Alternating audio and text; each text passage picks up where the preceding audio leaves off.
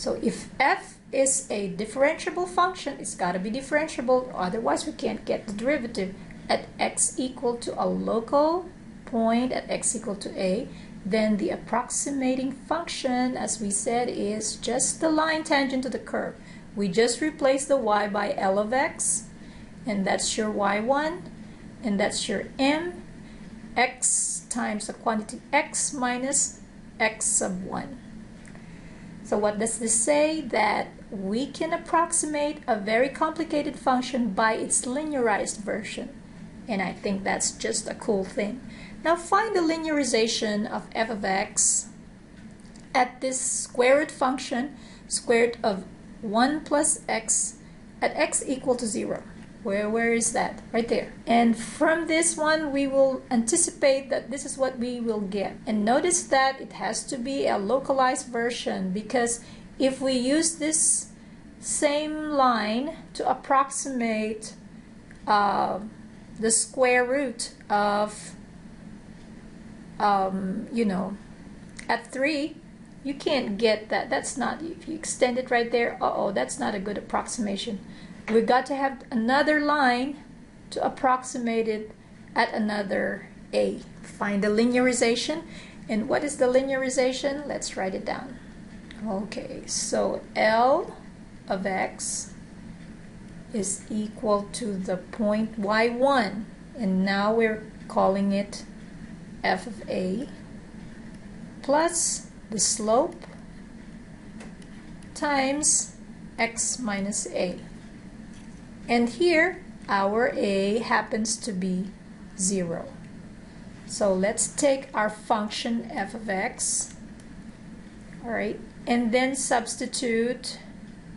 So that's equal to the square root of 1 plus x. And then what is f of a? That's the square root, f of 0, because our a is 0. So it's 1 plus 0, and that's the square root of 1. What's the square root of 1? 1. So what is the point we're looking at? So the point is 0, 1. That's your a that you plug in, and this is our f of a. So what else do we need? We need the first derivative of x, because we need f prime of 0. So f prime of x, well, what is another way of writing the function? This is 1 plus x raised to a half. So let me rewrite f of x here as 1 plus x raised to a half. That way we can use power rule, right? So what is power rule says? It's 1/2 1 plus x raised to the negative 1/2 times 1. Why did I put 1 there? What's the reason why I put 1? Come on, tell me. Remember, we use chain rule. It's the derivative of the inside. What is the derivative of 1 plus x? It's just 1. I needed to put it there so that you won't forget to use chain rule. Alright, so this is just equal to 1 over 2 square root of 1 plus x. And then f prime of 0 is our slope, and that's just, well, if that's 0, the whole thing will just be 1/2. Alright, then are we ready to write our linearized version? Yes, indeed. So L of x is equal to, what's f of 0? 1. What's the slope? 1/2 times x minus 0. So that's just 1 plus 1/2 x. And that is just the coolest thing, because it's so hard to evaluate a square root of something, especially if that's not a perfect square. And look, you can just approximate it by a line. So what have we found? That means the linearized version of square root of 1 plus x is this line. So what does it mean? That means square root of 1 plus x can be approximated by the line 1 plus 1/2 of x. And, well, you might think, okay, so what? Well, look, suppose I want to take the square root of 1.1. What's the square root of 1.1? Then I'll just say it's approximately equal to, what's 1.1 is square root. It would be approximately equal to, right, so let's see, what's the square root? So suppose I don't have a calculator, okay? And then I want to approximate the square root of, say, 1.1, which means, what is x? What did I add to make it 1.1? It's 0.1. So that is approximated by 1 plus, what's x? It's 0.1. So that means it's 1/2 of 0.1. That gives us what? Half of 0.1 is 0.05, so it's 1.05. All right, let's see. That was quicker than using the calculator, wasn't it? But suppose we did try to check and find out what is the square root of 1.1. It's, look, this is, the actual is 1.0488808848. Okay? But look how close they are. Take the difference. So the absolute value difference would be what? Let's just subtract this number from here and just take its absolute value. So minus 1.05. And their difference in absolute value is just, so let me write that down. So like we said, the linearized version of 1.1 is equal to 1.05, and then the actual 1.1 is 1.0488088848. Take their difference.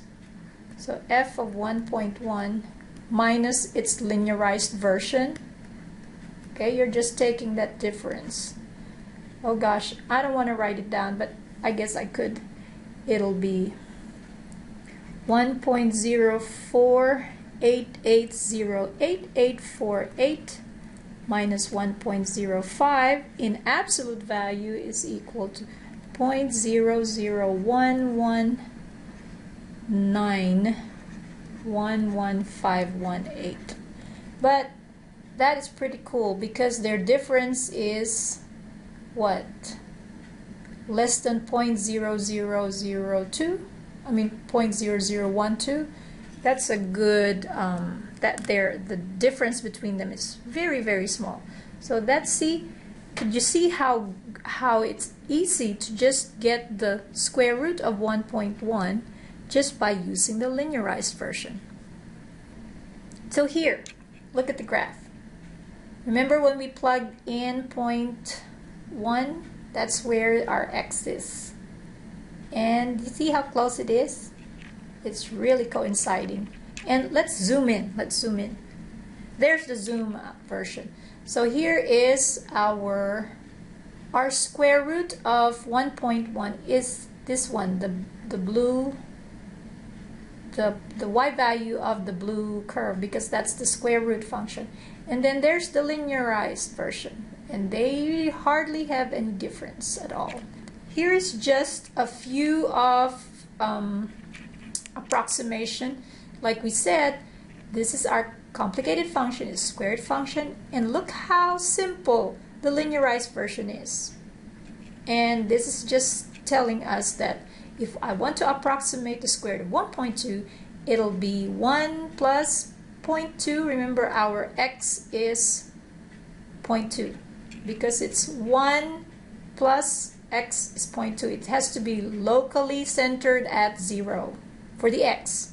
So there you go. And it's 1.1. What is the difference? That's the true value. See, their difference is just 0.004555. Now, get even closer to 0. So first x was 0.2, now x is 0.05. So that the square root of 1.05, remember if I plug in 0.05 added to 1, I'll get the square root of 1.05. And so approximated by the tangent line, by the linearized version, and that's the approximate square root of 1.05. And what is the actual value? If you use your calculator, then that's the actual value. What is their difference? Oh, that's cool. It's the difference is getting smaller as we get closer and closer to 0. Now, let's let x equal to 0.005. So 1 plus 0.005, take its square root, and it can be approximated by this line again. And it's just, that's the approximate value. What is the true value? All right, now look. Wow, look at their difference. 0.00003, it's less than 10 to the negative 5. Right? What is the linearization now at a local point A equal to 3? So then, what does that mean? That means we're going to have a new linearized version of the square root of 1 plus x near where? 3.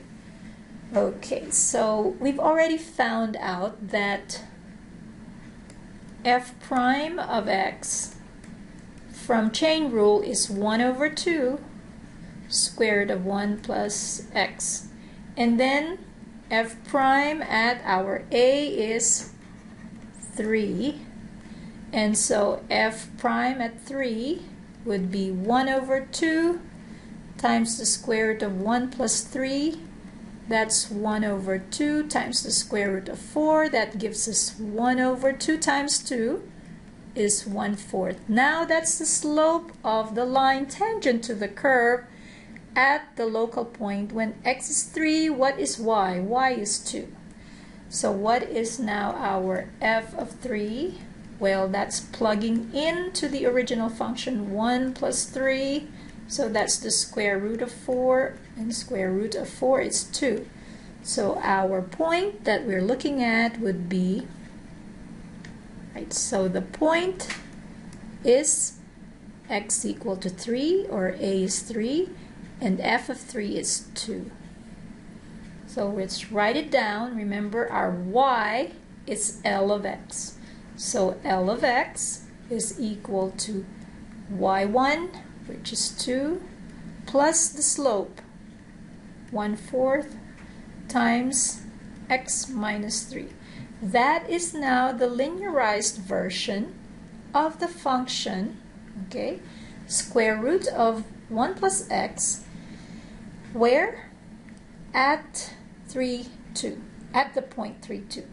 So you see, you'll have a different linearized version at every point because you gotta concentrate to a local value. Otherwise, it's gonna be, I guess, off tangent if you want to think about it. If you want to look at it that way, you want it to be really close to 3 if you want to approximate now a square root of a number that is close to 3. All right?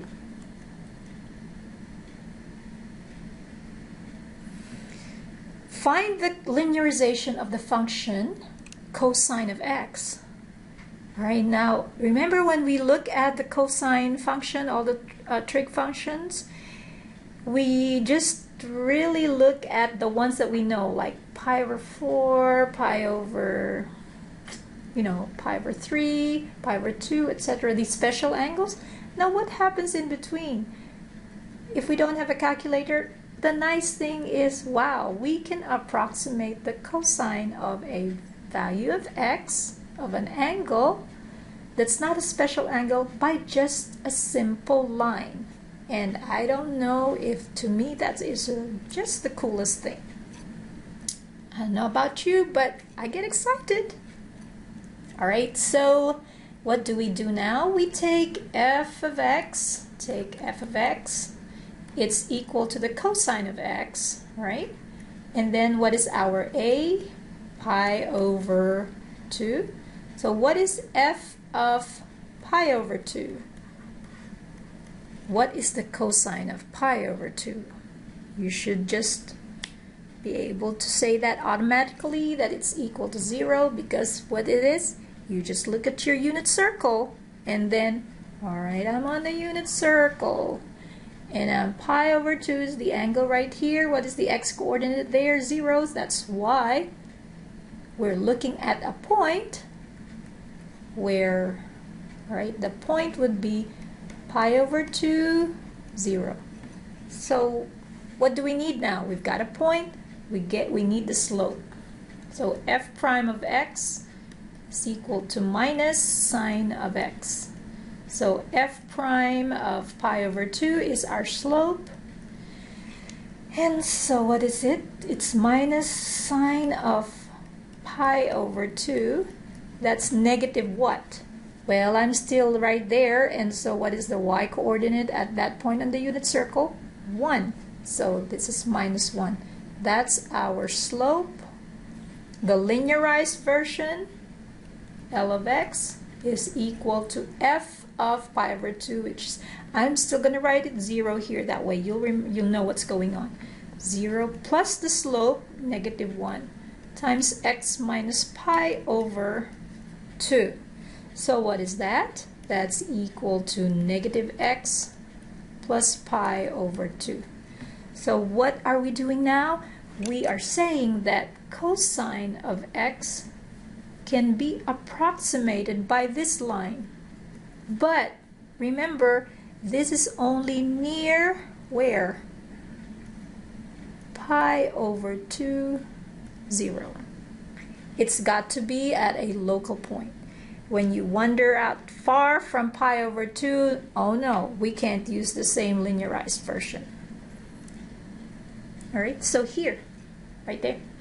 So if we say, you know, want to find the cosine of an angle or in radians that's very close to pi over 2, we can just use the linearized version instead of plugging in cosine of x, especially if we don't have a calculator, right? So how cool is that? So remember, this is only the linearized version near that point.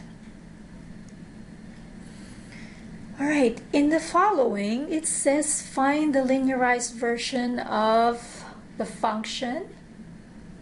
Remember, that's like, this is the same as the first one I did, where, the second problem I did on a complicated cubic function. Here you have a square root function and so on. And it's at these values of a. So those are your local points. Let us do number 1. So in number 1, we look at our a. So I'm in number 1. A is 2. What is f of a? Well, f of a is 2 cubed minus 2 times 2 plus 3. And that's equal to 8 minus 4, right? What is 8 minus 4? 4 plus 3, that's 7. So what is our point? Our point is 2, 7. Now what else do we need? F prime of a. So what is the first derivative? So let's write f of x here. That way we know what's going on. It's x cubed minus 2x plus 3. F prime of x is 3x squared minus 2. And so f prime of 2 is 3 times 2 squared minus 2. That gives us what? That's 10. So what do we have now? Our L of x is equal to y1, or f of a, which is 7, plus the slope 10 times x minus what? 2. Alright. And then, like we did earlier, you can approximate, say, what is f of 2.1? Instead of plugging it in here, you just plug it to the linear version, and then you have an approximate value. Okay, let's do number 2. For number 2, f of x is, I'll write it first as x squared plus 9 to a half. And what are we looking at? Well, what is f of negative 4? Because our a is negative 4. So f of negative 4 would be the square root of negative 4 squared is 16 plus 9, that's 25. So it's 5. And so what is the point that we're looking at? It's at negative 4, 5. And so what is f prime of x? Well, f prime of x is 1/2 x squared plus 9 raised to a negative 1/2 now. And then, what's next? Don't forget your chain rule. So what is the derivative of the inside? What is the derivative of x squared plus 9? 2x. And so, what exactly do we have? It's x over, and that cancels out the 2 and the half there, the square root of x squared plus 9. So therefore, what is f prime of negative 4? F prime of negative 4 is now equal to